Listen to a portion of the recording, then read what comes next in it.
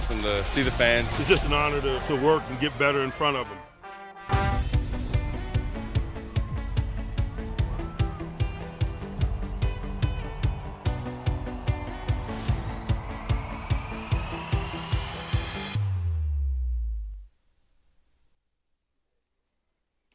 You are looking live at St. Vincent College in Latrobe, Pennsylvania, and Steelers Training Camp 2025. It is Saturday, August the 2nd, day 11 on campus, day 8 of practice, and the day after, Friday Night Lights. Good afternoon and welcome to Training Camp Live, brought to you by FedEx. I'm Mike Pursuta, joined by Max Starks. And Max, we have a lot to talk about today.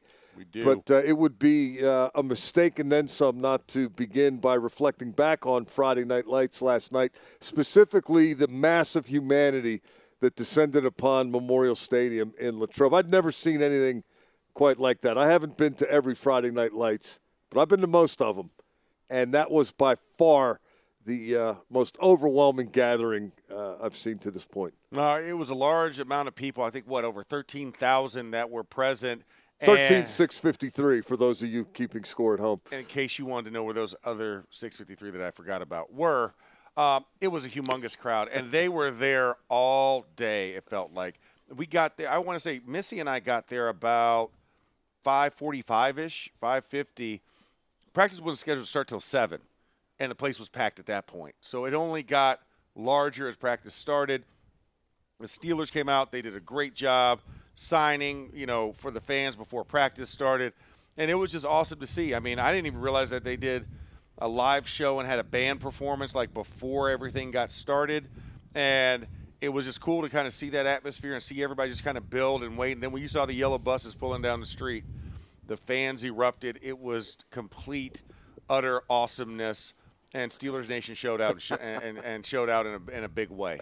We mentioned 13,653, and we also did a show last night, and that started – I was here on campus, and I did, a few minutes of here's what we've seen so far in camp, then I threw it over to you guys. So I got a ride from here over to the stadium. Got there about 7:30. Now, the autograph session was supposed to start at 6:45. At 7:30 when I got there, at both entrances to the stadium, the line of people was further than you could see. I'm guessing there's people that didn't get in.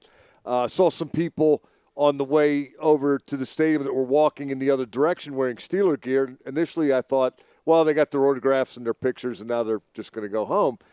Maybe some of them looked at those lines to get in and how late it was and thought, we're never going to get there. 13,653, it was more than that.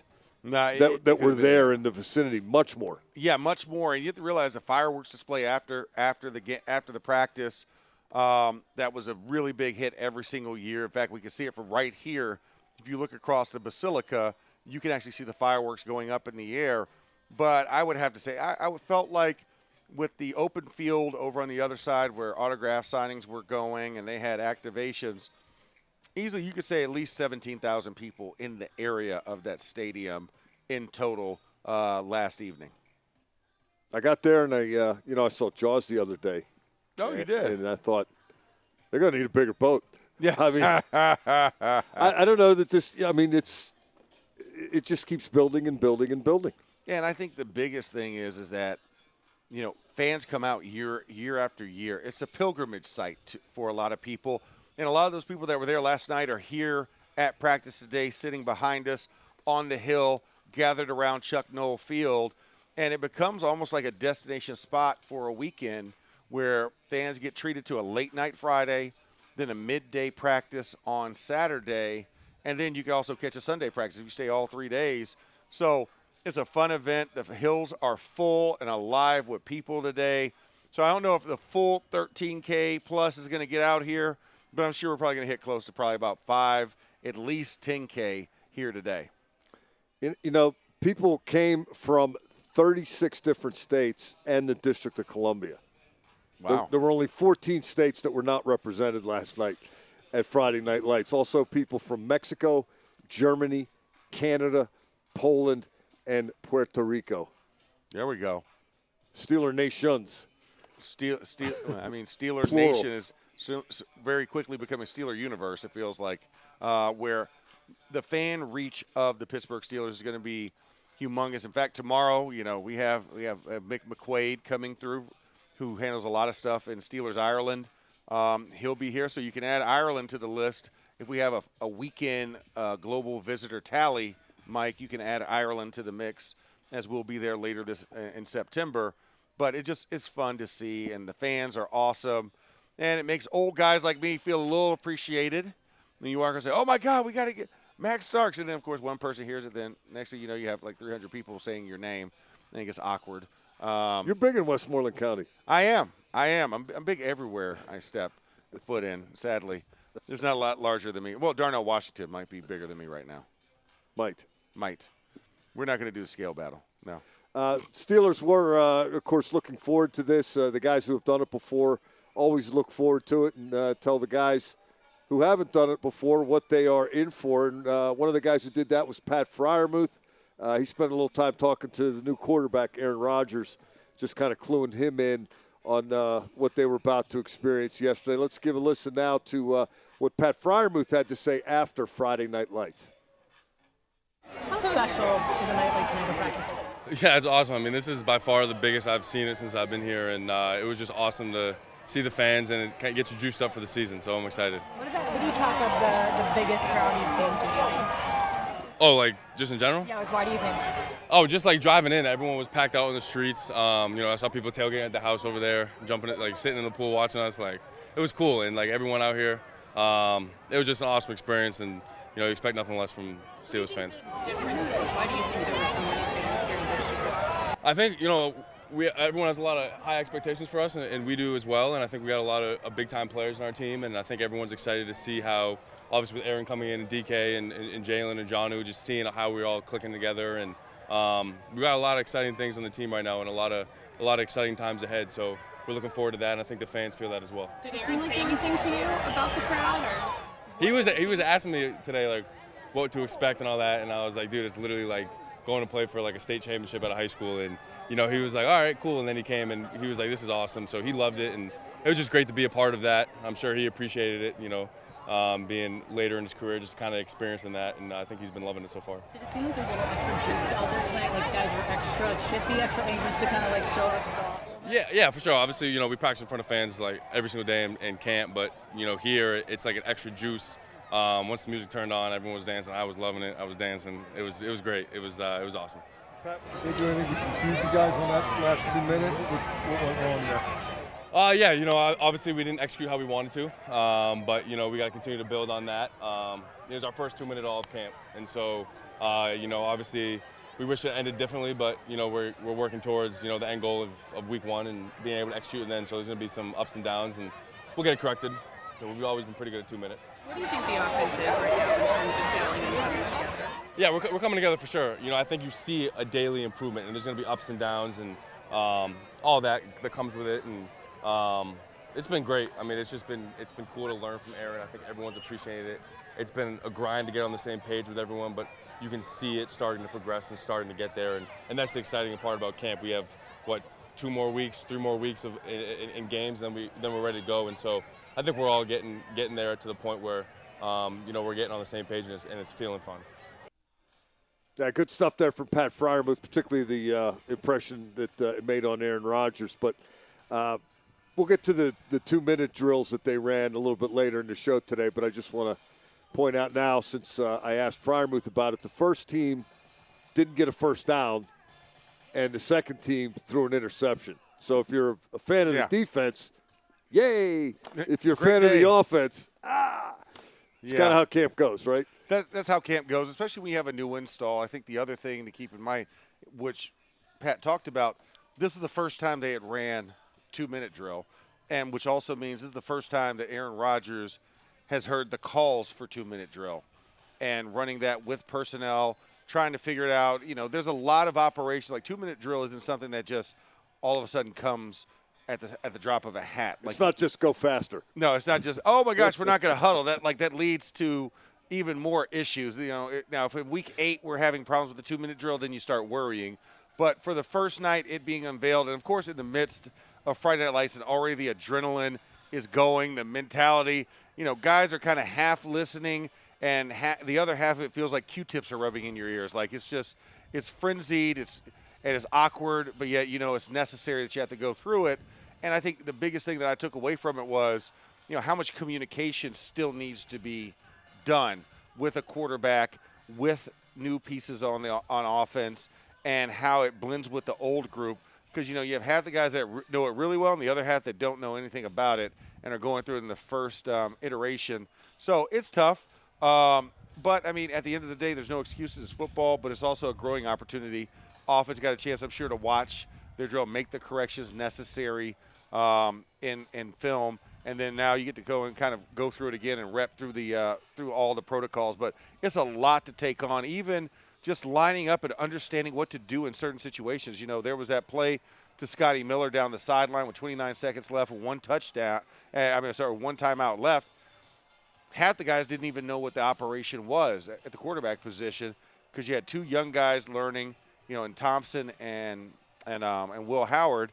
And then Aaron's like, yep, clock it.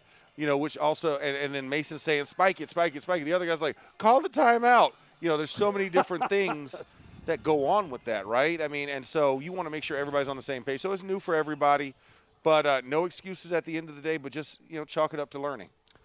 Aaron Rodgers didn't complete a pass. I mentioned they didn't get a first down.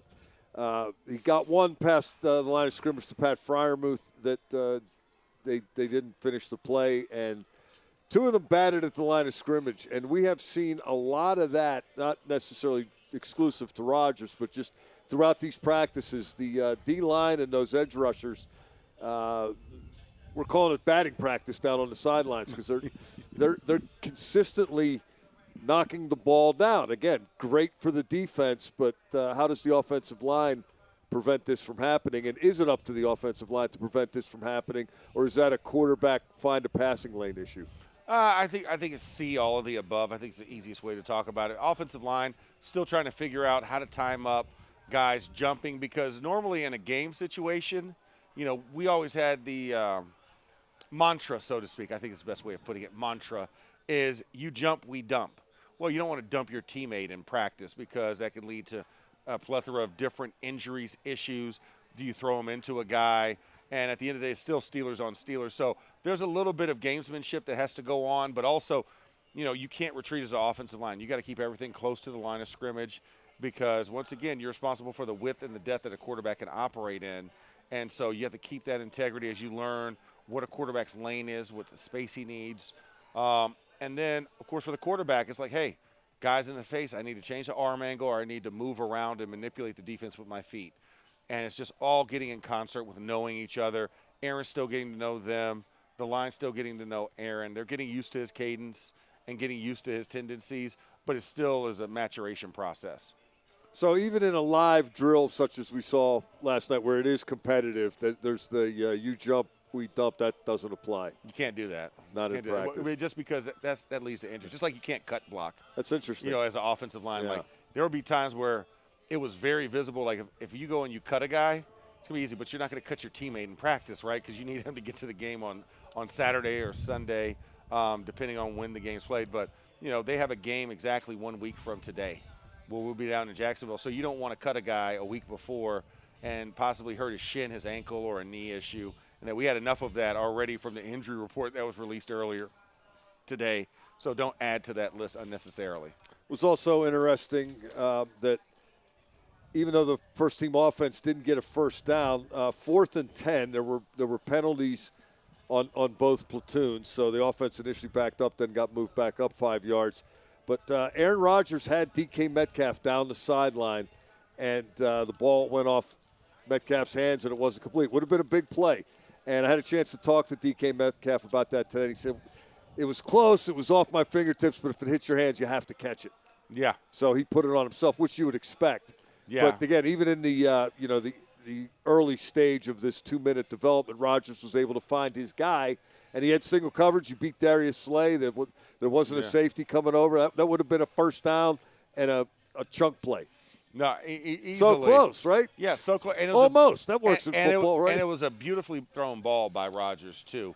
And DK, like I said, kind of slowed up a little bit in the coverage and then tried to speed up, and it was literally just off his fingertips. So you imagine in a game-like situation, you won't get those, but you still like to have the positive rep to go off of, as opposed to the shoulda, coulda, wouldas, which I'm sure a lot of guys could talk about.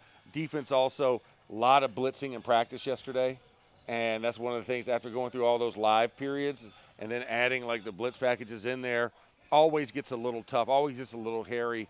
And maybe if, you had some more solid blocking or you were a little more aggressive in a game-like situation, you probably would have taken a guy to the ground on a couple of those to clear the lane for the running back. Like I said, you can't cut, you can't dump guys. You're trying to stay upright as much as possible unless it's an actual live tackling drill. But that happens. So, advantage defense when we don't get to actually play to our full, I would say, capability and nastiness. You think they're going to blitz more this year? They've been kind of trending away from it, and it was not affecting the sack total until last year. The sack turnovers stayed consistent. They did. But the sacks went down. I think the way that they blitz will change this year. I don't think necessarily the frequency. I think you still want some opportunities, but more straight-up blitzing, a little more cross-dog maybe into it. But I think a team that's trying to play more man in the zone based on this personnel that they have right now in the secondary. But you got some good pass rushers, and you got some good DBs, so maybe you don't need to blitz as much. But it's good to have it in the practice. I know Peyton Wilson and Patrick Queen have been practicing a lot of that. Cole Holcomb, as well as Malik Harrison, who has the size to be an outside backer but playing on the inside. So you have to imagine you can still use those tools to kind of affect teams and keep them off balance. I've seen Peyton Wilson coming off the edge. Yeah.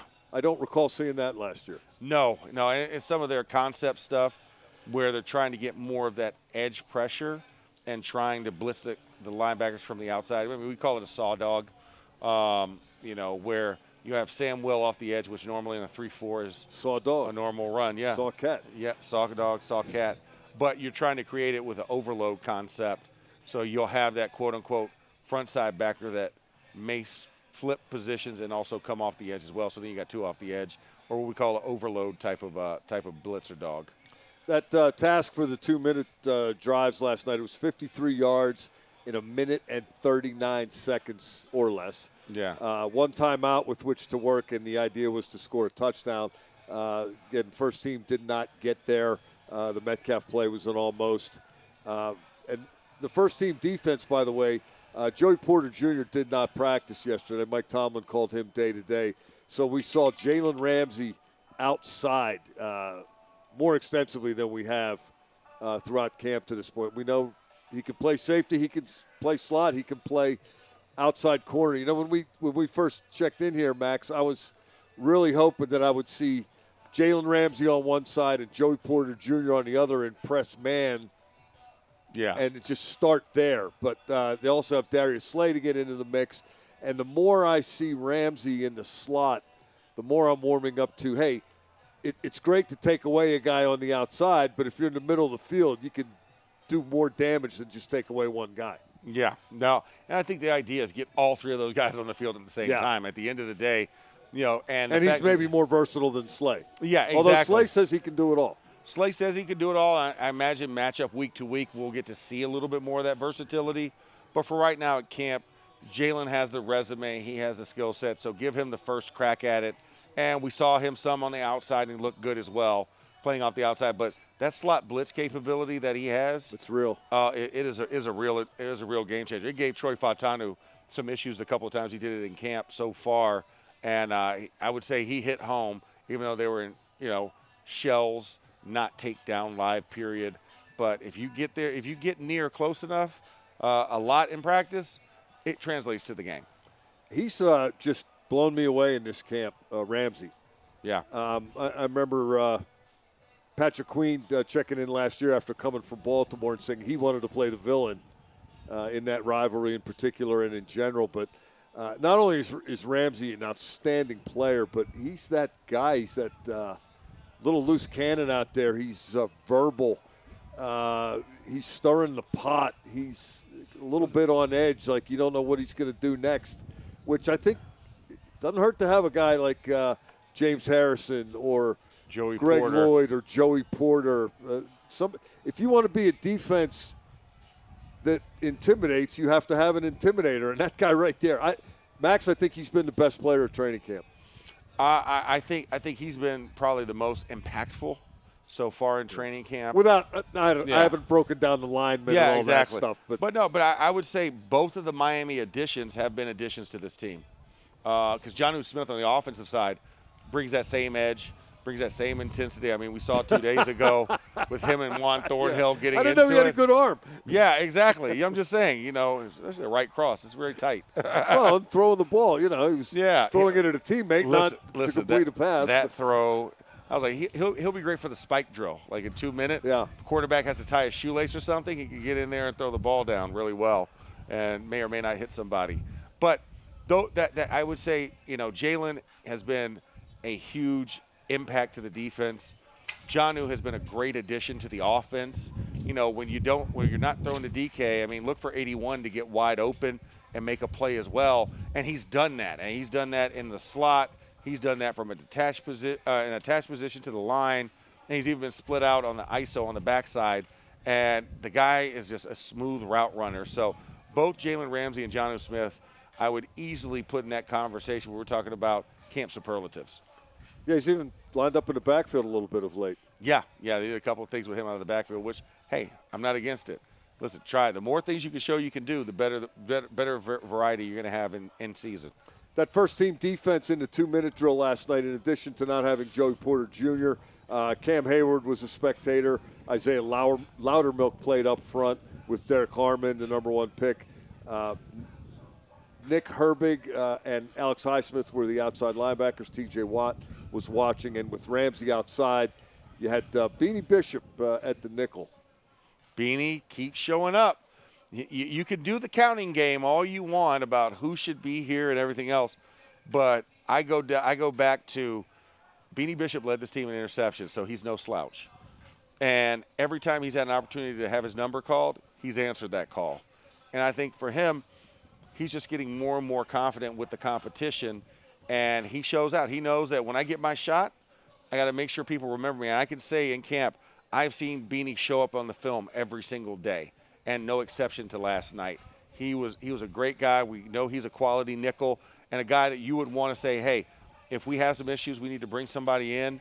We know that we could trust that Beanie Bishop's going to do the job because he did it all last year. So clearly he's a guy whose role is subject to change. Yes. Because of the players that they brought in, the experience, the level of experience and the caliber of player.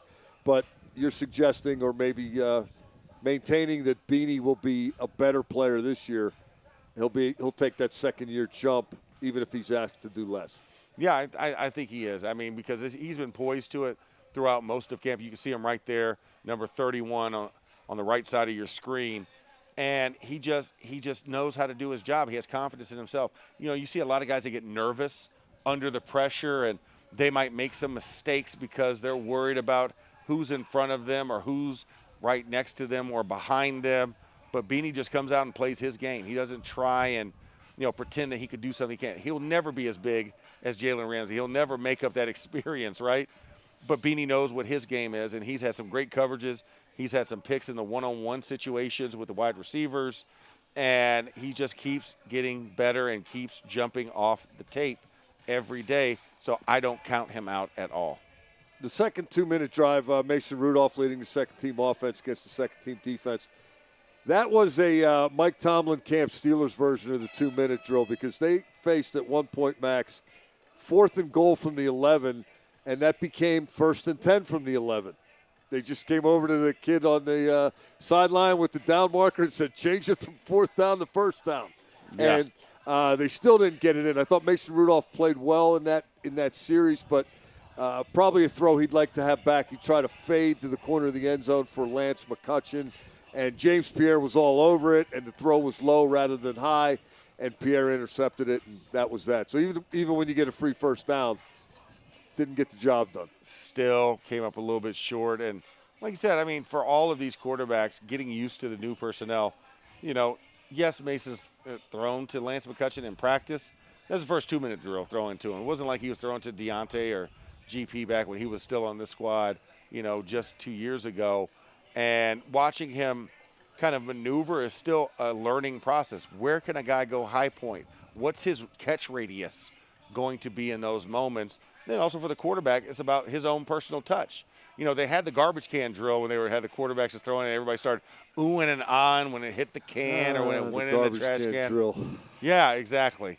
But that was a moment I'm sure he wishes he would have reverted back to that and kind of gave him a little rainbow cheer drop in the back corner pylon versus kind of zipping it in there against pressure. You know, there's a bench not too far from where our tent is set up here, and it's dedicated to Bill Nunn. Yes. The greatest scout in the history of scouting, among other things. And I remember talking to Bill one time about that drill that you referenced, and he said, you know what you get good at when you practice throwing a football into a garbage can? I said, no, Bill, what do you get good? He said, you get good at throwing a football into a garbage can. Doesn't come up much on Sundays. I mean, I get the concept, you know, you want to try and arc the ball and everything else. It's a good maybe do it with muscle people. memory. Of course, they were doing that during the special teams period. It was fun for the all fans. of us wide receivers were auditioning. Yeah. You Pat know, Freiermuth is throwing, and it's not, you know, it wasn't that serious. But I'll never forget that. I heard a lot of things from Bill Nunn over the years, and I try to remember every single one of them. Because he dropped nuggets, and you know, Bill Nunn was one of those guys that was just so classic in his approach. And when you look at just how he really redefined the scouting process for a lot of people, I think that's what I take most, from him.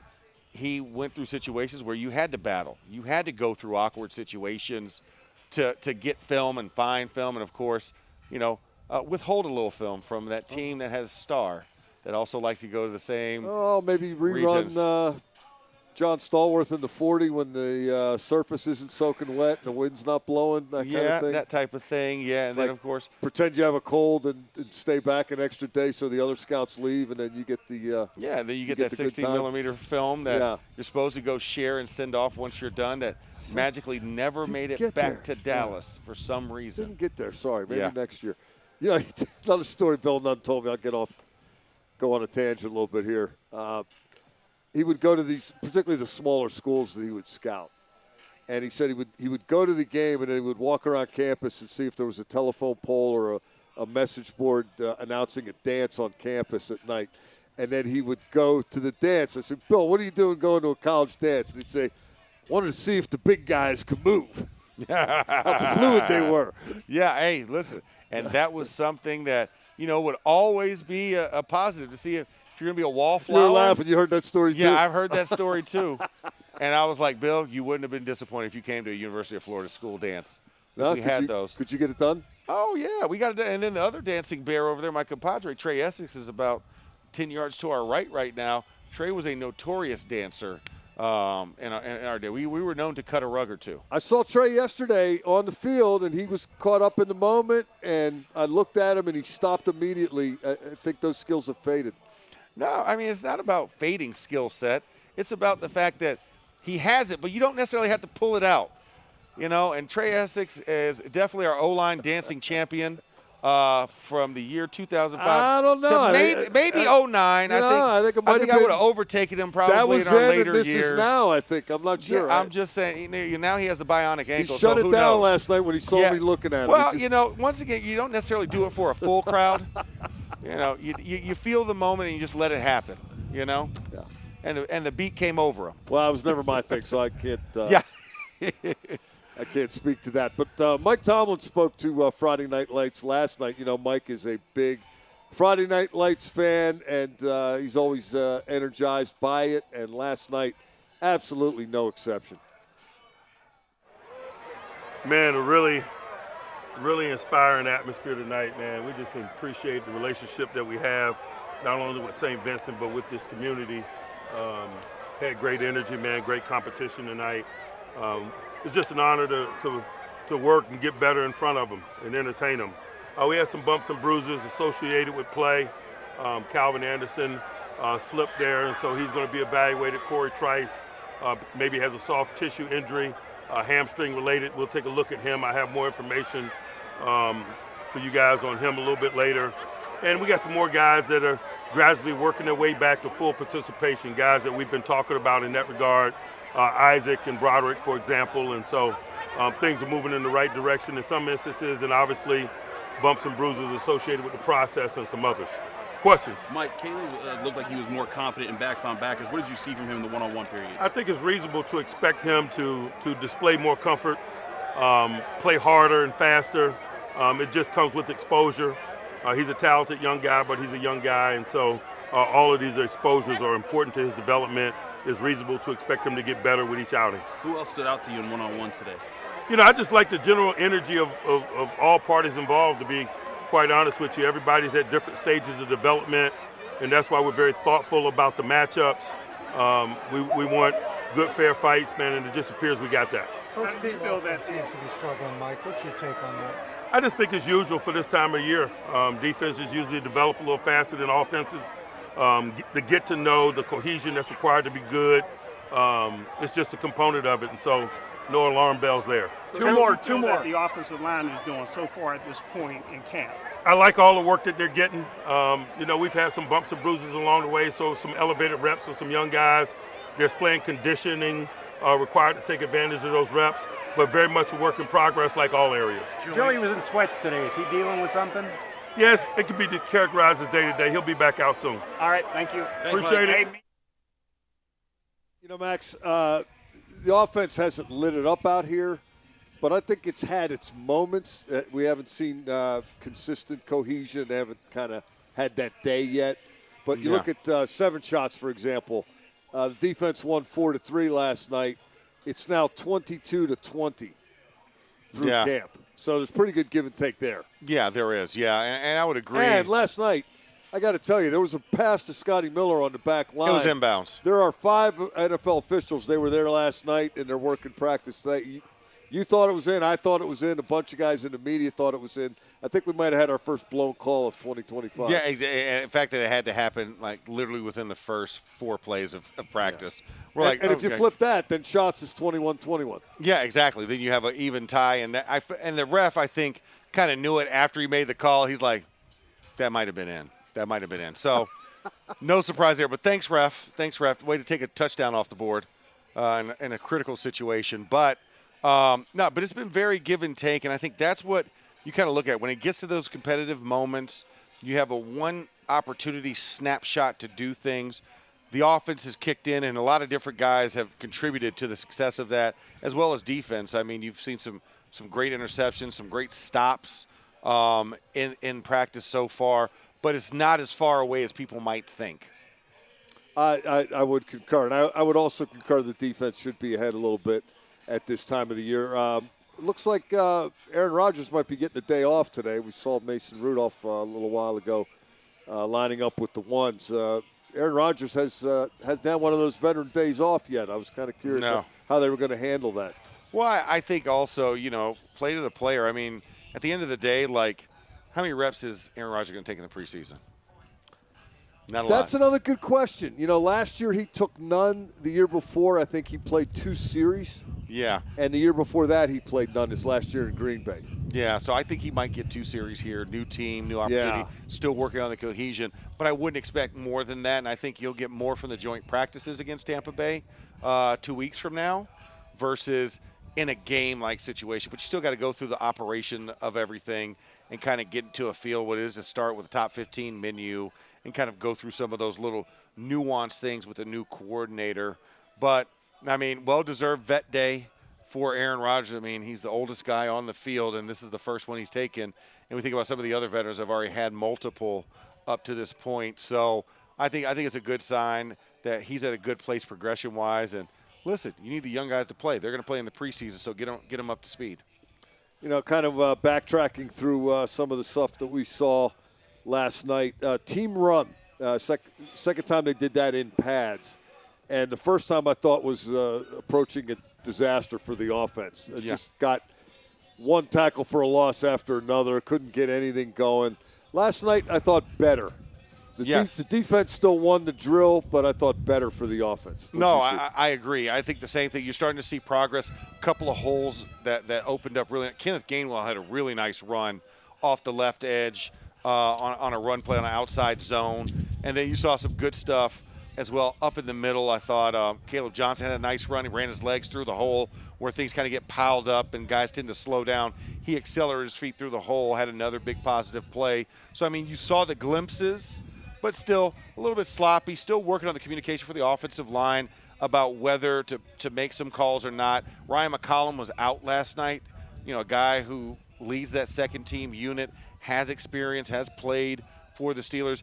You sit next to him and you see kind of some of the body language and stuff. You're like, yeah, probably would have been a different call. But when you got a rookie center that's learning this offense, maybe he doesn't know all of those shifts and adjustments.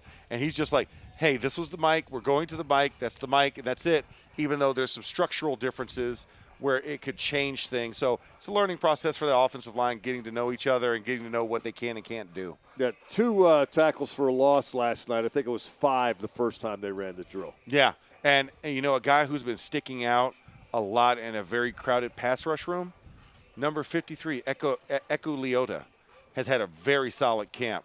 And he had one of those TFLs. He had one of the TFLs, along exactly. With Cole Holcomb. Yeah, he ran down a play from the backside on the open end, and then he's had some good pass rushes. He was one of the reasons why in that 2-minute drill the offense didn't have as much success. And Jack Sawyer got a hand up on one of the tip passes against Aaron off the edge. So you're starting to see these pass rushers start to really kind of rise to the occasion and make plays. But offensively, you're still seeing the growth. Because, let's face it, if I'm worried about how many times they win against our top-rated defense and they're not having any issues, then I'm worried about my defense. So the defense is doing well, but the offense you see is getting better, and it's the younger of the two units when you look at offense versus defense. So they should be in concert. They have more returning starters than the other side. Yeah, the offense has acknowledged it. Aaron Rodgers has talked about it. DK Metcalf has talked about it. I'm sure other guys have as well. It's no joke out there. It's yeah. You've got Pro Bowler after Pro Bowler, All-Pro, 10-plus years in the NFL, 7-plus years in the NFL. When you look across at that defense, and they're playing like it. So as Mike Tomlin would say, they're playing how they expected them to play. And so that's a good challenge for this team because you're not going to see that on a week-to-week basis. And if the quote-unquote adage, the quote-unquote iron sharpens irons holds true, this is an opportunity for them to continually get better with that. They did backs on backers again last night as well, Max. And I hate to jump to conclusions, but when we got to camp, I thought Jaylen Warren was the undisputed heavyweight champ for the offense. And I don't think that's the case anymore. I think it's a guy named Darnell Washington. You know what? I'll throw honorable mention to Connor Hayward. Connor held his own too, but Darnell Washington, it's almost like a cheat code having him on the line of scrimmage. And, and Denzel, the linebackers coach goes, that's a great rep for a right tackle. Like when he had one of the drills because the footwork looked smooth enough, it looked like an O-line, D-line, one-on-one pass rush. And he just absolutely – he stoned Alex Highsmith a couple times. Got TJ again, got the Marvin Leal. Oh, him and Leal had a good battle. He was also doing the finger wag, the Mutombo. No. The Mutombo. Tee-hee-hee, not in my house. So let me ask you, the coach was joking about tackle, right? Yeah. Was he? No, we're still in the joke phase. We're not going to go there yet? No, we're not going to go there yet. There's no alarm bells yet that need to be sounded. Let's say we wanted to go there just for the sake of argument. What number is he going to be? What kind would that be for a guy who's put together the way he's put together? Ultimately, would you like about a month to work with him on that? Would you like an entire training camp? Yes. Thrown in the fire, if he started today, he could probably be respectable by the time season comes. If he started today. He's probably not starting today. He's not going to be starting today. But the guy's still a moving skyscraper and still runs. He might not run a 4.6, but he can still run a 4.7 easily down the seam. And that's still that. And I like that target better than the guy protecting the quarterback. We can find other ways to protect the quarterback. Well, one of those ways, coincidentally, is to just line him up next to the tackle.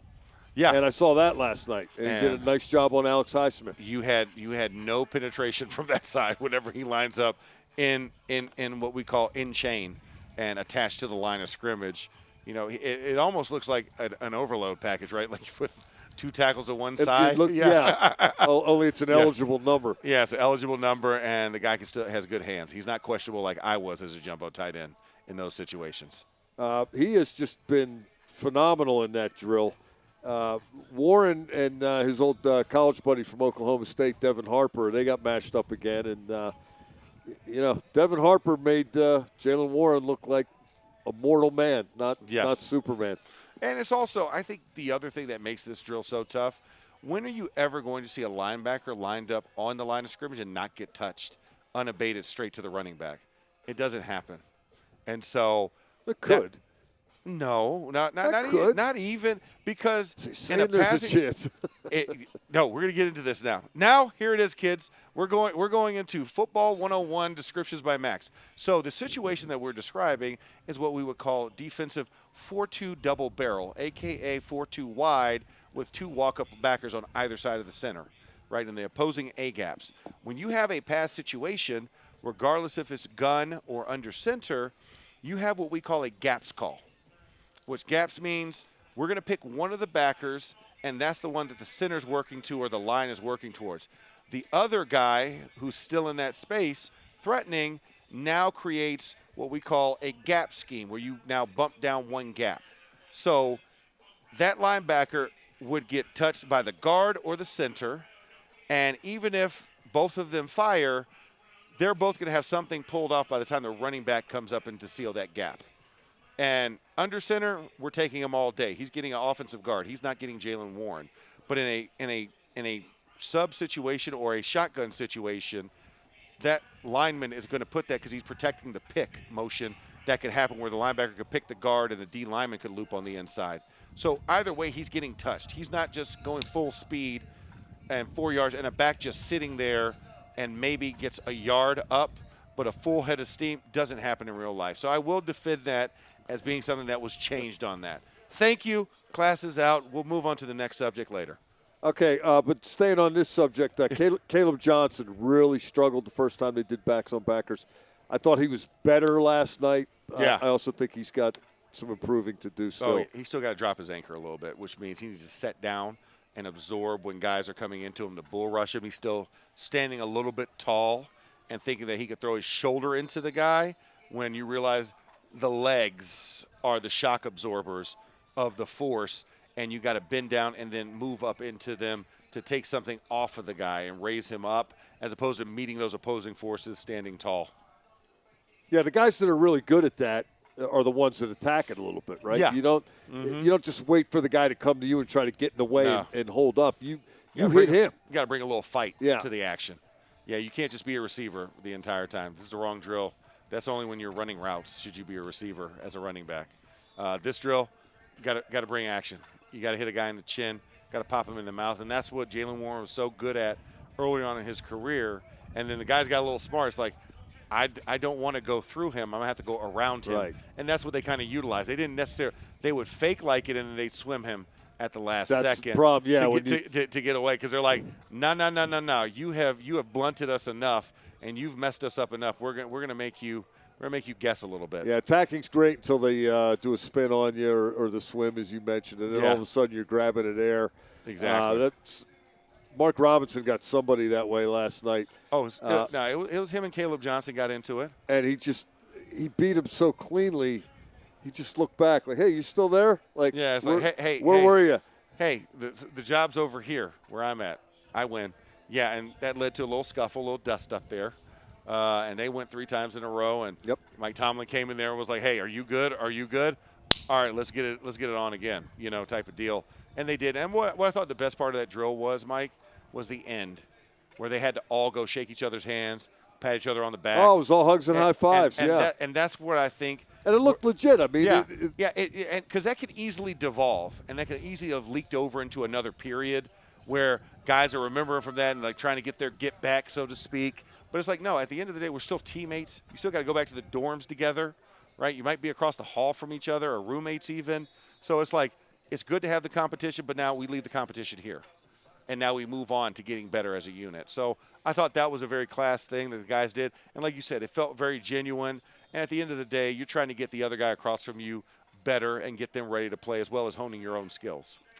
The offensive lineman and the defensive lineman did the same thing after their one-on-ones. Correct. The hugs and high fives and helmet taps. And yeah, I mean, in fact, guys, listen. Thought I heard a strain of kumbaya coming out of that. No, but it was asking, what are we eating for pizza tonight?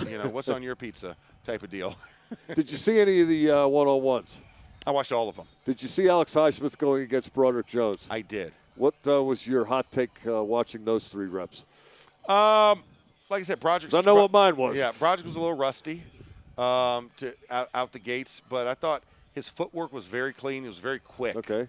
Out the gates, good hand strike. Highsmith was quicker. Highsmith was quicker on the edge. I think it was the counter move. Like, that's the biggest thing. Like, you get to the point, and that's one victory, but then the second victory is how do I adjust for his counter, and that's where Broderick kind of was a little slow out the gates, getting adjusted back into that. Obviously, dealing with a lower leg injury, you wonder what the tightness, and especially at that point, that was the second to last period of practice. Yes. You'd already gone through a lot of other stuff, and he had been sitting out on some of those periods. So you get almost a little, all of them, right? Yeah. Well, he went with. I saw him first snap of 7 shots. He did 7 shots first snap, and then he did one of the team pass. Was it pass under pressure? Yes. He was in for that. Okay. Yeah, but that was about it. And then you go straight into pass rush, right? Highsmith's been in all practice, lathered up. He was ready for it. But I thought Broderick, for the first day out and actually participating in one-on-one pass rush, I thought it was good up to a point. Now the finish is what he's going to have to work on in ensuing weeks. I think, obviously he's switching positions, and it's a big deal who the left tackle is and how well the left tackle plays. And I think a lot of people out there probably wanted to see him grab that position and announce that he has it covered by now. And nobody's touching that position. Which is probably unrealistic, but it hasn't happened yet. Yeah. Hence the Washington to tackle speculation. Of course, they're going to make that speculation. But, I mean, you also – can we get the guy in like 3 consecutive practices before we start making those declarations? And once again, Broderick Jones understands what it is. He knows what to do. It's just getting the opportunity to knock the rust off and actually run with it without kind of the kick gloves. Because once again, you're trying to get him through 17 weeks, and a couple of practices at the beginning of the year is not going to harm him if you know you've got to depend on this guy 17 straight games in the regular season when it counts. Yeah, it's interesting. Back to the caliber of the defense thing.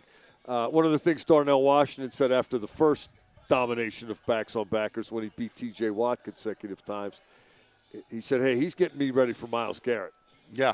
And players of that ilk. And Washington also said, I may have won the battle, but the war has barely begun. Yes. And that's the right way to look at it, right? Like, these are meaningful reps, but at the end of the day, I've got bigger fish to fry. Me going against my teammates is not going to show up on Sundays. But the skill and the effort is going to give me recall to understand I've been in similar situations, if that makes sense. It doesn't count if TJ beats me, but it will count if Myles Garrett beats me. And he will make you pay. So my job is to, take on the guy of that caliber, but also translate it to what future challenges are ahead. Back to Caleb Johnson for just a second. We mentioned he's starting to get there. His teammates are kind of throwing some flowers at his effort and approach. Every time Kenneth Gainwell talked about him today, he's handling himself the right way. He's working hard. Jalen Warren talked about that first back on backers. Didn't go well, but Warren said, he didn't quit. He was competing. Yeah. He is, I think, handling himself the way a rookie should, and he's probably experiencing some things, Max, that a rookie ought to expect to experience, i.e. you don't just waltz out here and take over. Not playing Purdue anymore. No, there's no Purdue's on the schedule. There's no Nebraska's. I mean, even though Nebraska's a little bit better. But, those aren't on the schedule anymore. This is the creme de la creme. You're going against Ohio State, Penn State, and Michigan week after week for a correlation for an Iowa guy. That school in the upper panhandle of the state, is that where it is? No. Is it above the mitten, or is it it's in the middle of the tip of the mitten? Yeah. No? Never mind. You probably should have left it up. Yeah. I wanted to go. We just touched on this with the scraps the other day, and it was classic to me. Jonnu Smith and Juan Thornhill. Yeah. And they're doing one-on-one DB, wide receiver / tight end pass route. To properly put this into context, the drill they did before was the beat press coverage or win with press coverage thing. And Jalen Ramsey was in full throat during that. I was watching that. He was stirring that pot. Oh, he was a catalyst. And then Smith goes against Thornhill, beats him, catches a pass, and for some reason turns around and fires the ball at him. And it wasn't like, ha, I got it, just, Yeah, lob it back. He whipped it at him, and, of course, Thornhill wasn't having that, so they scrapped. Yeah. Then nobody was there to say, you two go again, so they just got back in their respective lines. And lo and behold, the matchup came up again, and Ramsey jumps in and is announcing it and clapping his hands and pointing at one guy and pointing at the other guy. So this time it's a crosser, not a sideline route. The ball is overthrown, incomplete. Thornhill runs it down, picks it up, runs up to Smith and shoves it in his gut. Oh, is this what you were looking for? And then Smith kept walking, and apparently Thornhill wanted to go get, so he pushed him in the back, and then we had another little scrap going on. But Jonnu Smith was laughing about it afterward. He said, hey, sometimes you got to wake the stands up when it gets too quiet. Well, and for him, add a little juice to the drill, right? I mean, if the drill's going too well, everybody's getting along great, giving the golf clap or celebratory handshake, kind of like at a golf event. Sometimes you need a little Happy Gilmore, you need a little Bob Barker action. You know what I'm saying? You got to get the crowd involved with it. I got a kick out of it because it was obvious you could see it coming a mile away. Oh, particularly when they ran against each other the second time, you knew something was going to happen. Oh, it wasn't going to end well. But you know what? But it ended after the drill, right? It didn't carry over. Now some other things spilled over. I mean, Patrick Queen tried to run through the offensive line like huddle, and he got ceremoniously ousted out of there. Mr. McCormick had something to say about that. Yeah, he got thrown out. So, it's those moments that you look at and you're like, that's a unit growing together. You love to see it. You love to see it. When you get somebody that gets the Fresh Prince of Bel-Air action, like Jazzy Jeff with Uncle Phil getting thrown out the front door, you need a little bit of that every once in a while just to stir the pot and make sure you know that you can't push our group over. How much of that is a good thing and how much is too much? It's never too much. Never? I mean, this is a violent game. You need aggression. So if you can manufacture it in a controlled environment, that's even better. And right there, Patrick Queen knows he can't go through that lineup. In fact, T.J. Watt tried to do that last night in drills when they were coming from the end zone and running through. He tried to run through the offense line to test them as well. Guess what? Hands across America. No breaking that chain. Last thing before we get out of here, Max. Where are they in terms of still putting stuff in and still getting ready to go at it? And at what point do they start working on Jacksonville and maybe even the New York Football Jets? So they won't do any Jacksonville prep, but install tomorrow we're going to get goal line and short yardage. Okay. That still needs to be installed. Just like we got 2-minute last night, we still have some of the short yardage and goal line package to come in. So we haven't seen any goal line. We've seen 13 personnel, but we haven't seen the actual packages. And I think that's actually going to help in 7 shots because there's a couple of times where they lined up and the defense was in a 6-2 defensive structure, which is a goal line structure, and they had regular base plays. Now tomorrow they will have the full arsenal. So I expect a very competitive 7 shots with goal line and short yardage being the emphasis tomorrow in practice. Should be fun. It's been so far. That's going to do it for us today. Thanks for finding us, however, and wherever you found us across the Steelers' social media platforms. For Max Starks, I'm Mike Pursuta. This has been Training Camp Live, brought to you by FedEx. Good afternoon, everyone.